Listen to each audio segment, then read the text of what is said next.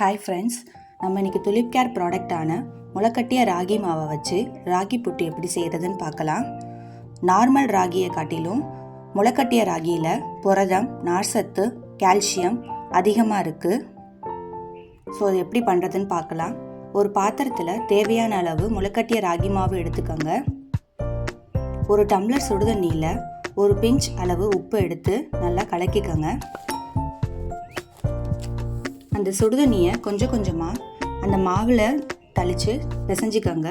எல்லா இடத்துலையும் தண்ணி படுற மாதிரி பிசைஞ்சிக்கோங்க. சப்பாத்தி மாவு மாதிரி பிசையக்கூடாது, கொஞ்சம் உதிராக தான் பிசையணும். புட்டு மாவு பதம் எப்படி இருக்கணும்னா, கையில் இப்படி எடுத்து பிடிச்சிங்கன்னா நிற்கணும், உதிர்த்து விட்டால் உதிரணும். அதுதான் புட்டோட கரெக்டான பதம்.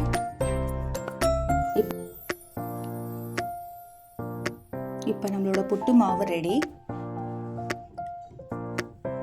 இதை நம்ம ஒரு இட்லி தட்டில் காட்டன் துணி எடுத்து இந்த மாவை பரவலாக நம்ம போட்டுக்க போகிறோம். அப்போ தான் எல்லா இடத்துலையும் வேகும் மாவு.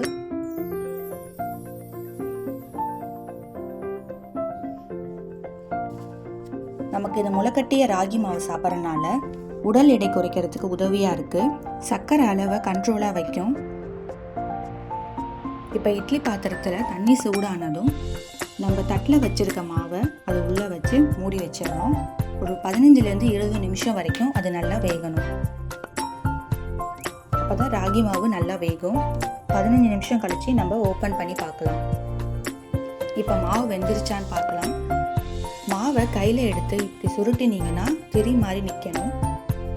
அப்படி இருந்துச்சுன்னா புட்டு வெந்துருச்சுன்னு அர்த்தம். இப்போ ஸ்டவ்வை ஆஃப் பண்ணிடலாம். இப்போ அந்த வேக வச்ச ராகி மாவை ஒரு பாத்திரத்துக்கு ட்ரான்ஸ்ஃபர் பண்ணிடலாம்.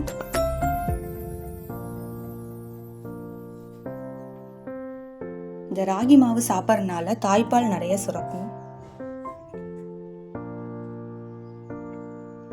இந்த மாவில் இப்போ நமக்கு சுவைக்கேற்ப சர்க்கரை சேர்த்துக்கலாம். வெள்ளை சர்க்கரை, நாட்டு சர்க்கரை எது வேணால் சேர்த்துக்கலாம், அது உங்களோட விருப்பம். நான் இப்போ வெள்ளை சர்க்கரை ஆட் பண்ணுறேன். அதில் துருவன தேங்காவை ஆட் பண்ணிக்கலாம்.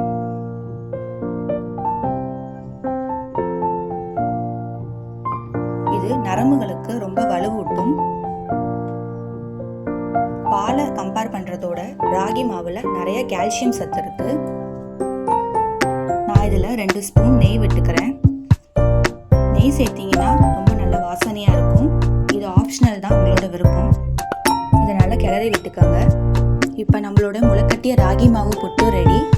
இந்த ஸ்டெப்ஸை ஃபாலோ பண்ணி நீங்கள் கம்பு புட்டும் ரெடி பண்ணிக்கலாம். இந்த மாவை வச்சு புட்டு மட்டும் இல்லை, இட்லி, தோசை, இடியாப்பம், பணியாரம், கஞ்சி, இந்த மாதிரி நிறைய டிஷ்ஷஸ் நீங்கள் ட்ரை பண்ணலாம். நீங்களும் இந்த மாதிரி ஹெல்த்தியான டேஸ்டியான டிஷ்ஷஸ் செய்யணும்னு நினச்சிங்கன்னா நம்மளோட ப்ராடக்டை வாங்கி ட்ரை பண்ணி பாருங்கள். ஸ்க்ரீனில் தெரிய நம்பருக்கு வாட்ஸ்அப் பண்ணி ஆர்டரை ப்ளேஸ் பண்ணுங்கள். தேங்க்யூ.